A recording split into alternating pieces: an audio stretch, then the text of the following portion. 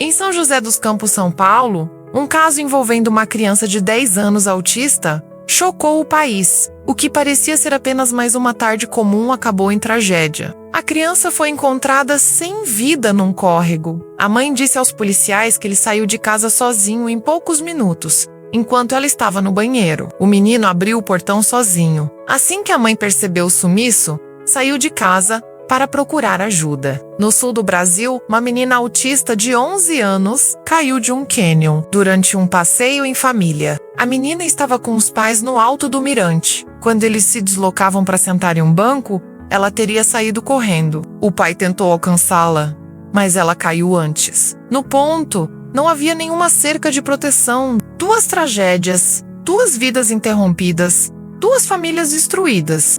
Mas a internet não perdoa, né? Em questão de minutos, os pais já estavam no banco dos réus digitais. Gente que nunca viu essas crianças, não sabe como é o dia a dia, mas que tem todas as respostas, todos os julgamentos prontos.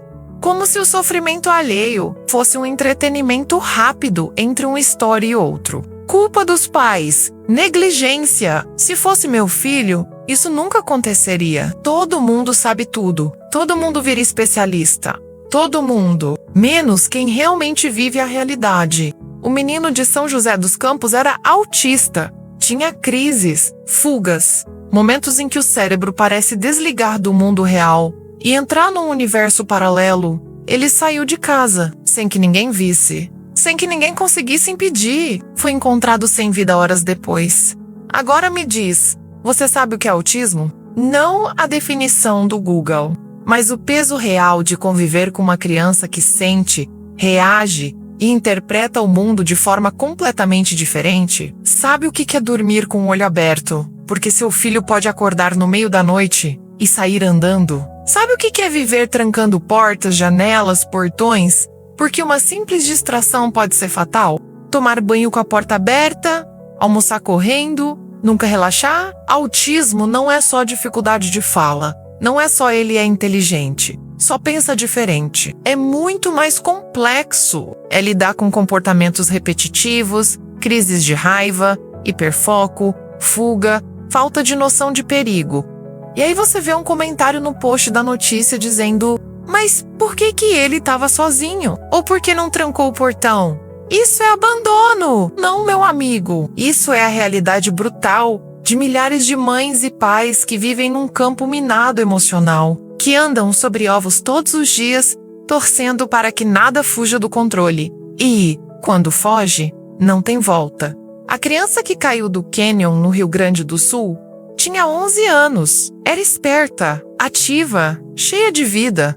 Um passeio em família, um momento que deveria ser leve, feliz. Mas a natureza não tem botão de pause. Foi só um segundo de distração, um passo em falso e tudo pode desandar. Uma tragédia é uma situação que choca e entristece todo mundo. E o que a internet faz? Julga. Comentários que, em vez de confortar, machuca ainda mais uma ferida aberta. Transforma o luto em reality show. Ninguém pergunta como eles estão. Ninguém quer saber. Será que essa família tem apoio? Porque julgar dá mais like, apontar erro viraliza, mostrar empatia. Isso dá pouco engajamento. Mas eu te pergunto, você já criou uma criança? Já perdeu ela de vista por 10 segundos num supermercado? Já sentiu o coração disparar, o suar frio, o desespero absoluto? Agora imagina isso, com uma criança autista, que pode fugir, que pode se esconder, que não responde quando você chama. Imagine viver com esse medo todos os dias. E ainda assim, ser chamado de negligente quando tudo dá errado. A maioria dessas famílias não tem plano de saúde, não tem terapeuta, não tem cuidador, não tem babá. Tem só exaustão, o medo e uma culpa que já é insuportável mesmo antes dos julgamentos. Sabe o que é mais triste? A tragédia só vira notícia quando o pior acontece. E aí, já é tarde demais. Quando ela some, quando algo horrível acontece. Mas quando essas mães passam meses tentando ajuda, implorando atendimento, batendo em porta de secretaria pública, ninguém quer saber.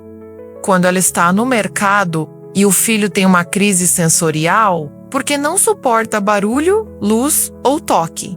Ela é chamada de mãe relaxada.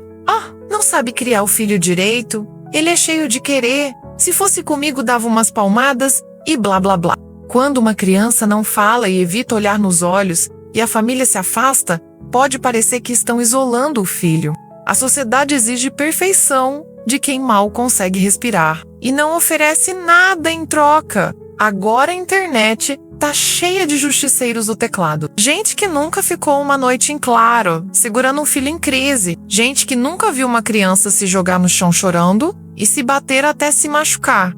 Gente que acha que criar filho é seguir tutorial no YouTube. A verdade é simples, mas dolorosa. Criar uma criança atípica é carregar o mundo nas costas e ainda ser culpado quando o mundo cai. É acordar todos os dias torcendo para nada sair do eixo.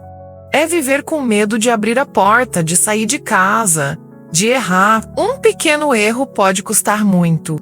E quando o pior acontece, o tribunal da internet se reúne. Só julga sem conhecer ou perguntar. Essas famílias não precisam de mais dor. Elas já estão completamente despedaçadas. Elas só precisam de empatia, silêncio e respeito.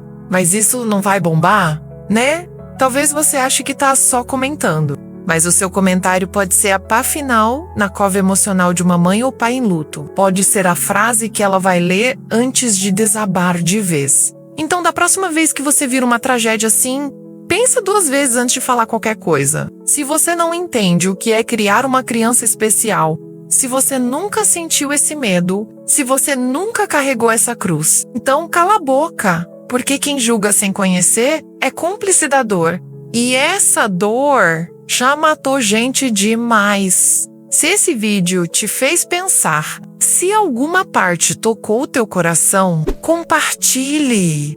Não por números, não por vaidade, mas porque talvez alguém precise ouvir isso antes de julgar. Talvez uma mãe precise se sentir menos sozinha e mais apoiada no dia a dia. Um pai pode perceber que não cometeu um erro.